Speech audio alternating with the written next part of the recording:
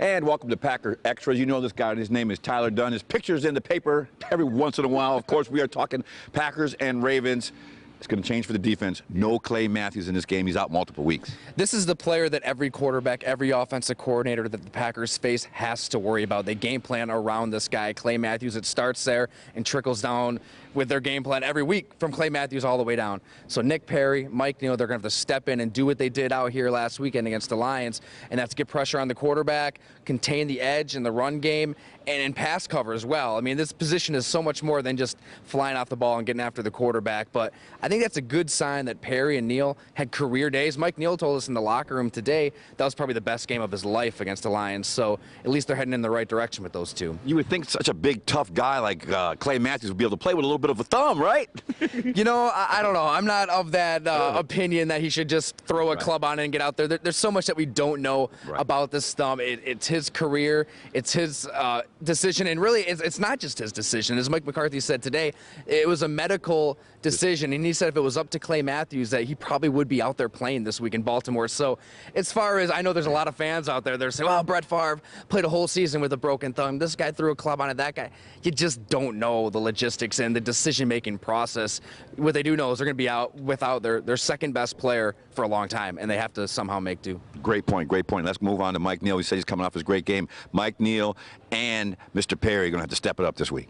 Yeah, I mean, and I think Mike Neal has kind of been a mini revelation for this team right now. I mean, here's a guy who was on the brink. I mean, he was really on that roster bubble when you looked at the team in the offseason when they draft Dayton Jones. They have Mike Daniels. They have a lot of guys on the D-line. He hasn't really stayed healthy in a few years, but at the tail end of last season, Mike Neal got some pressure on the quarterback. He showed some good things and he stayed healthy.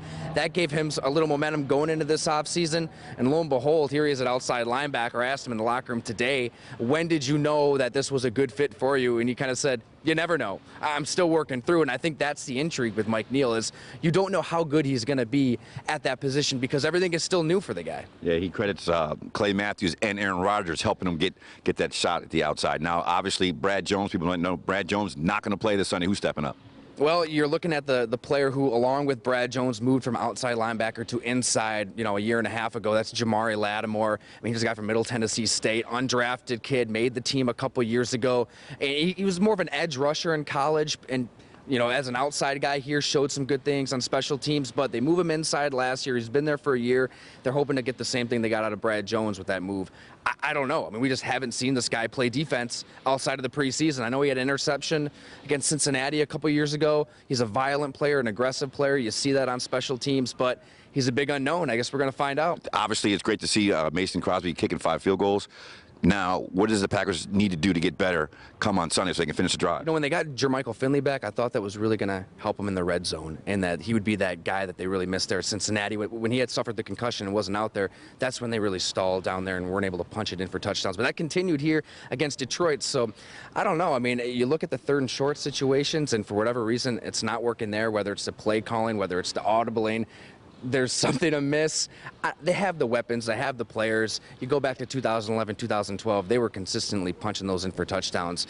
Just hasn't been there the last couple games. Last question for you. What do you like in this game on Sunday? The Ravens or the Packers? I'm still torn on it. I don't think I can give you an answer right now. I think I'll probably pick the Packers because right now the running game is about as good as it's been under Mike McCarthy since 2006, really. I mean, 3 straight rushers of 99 yards or more. They're running the ball at will, and it starts up front. Those guys are really kind of manhandling some good players. Geno Atkins, Ndamukong Suh, Nick Fairley.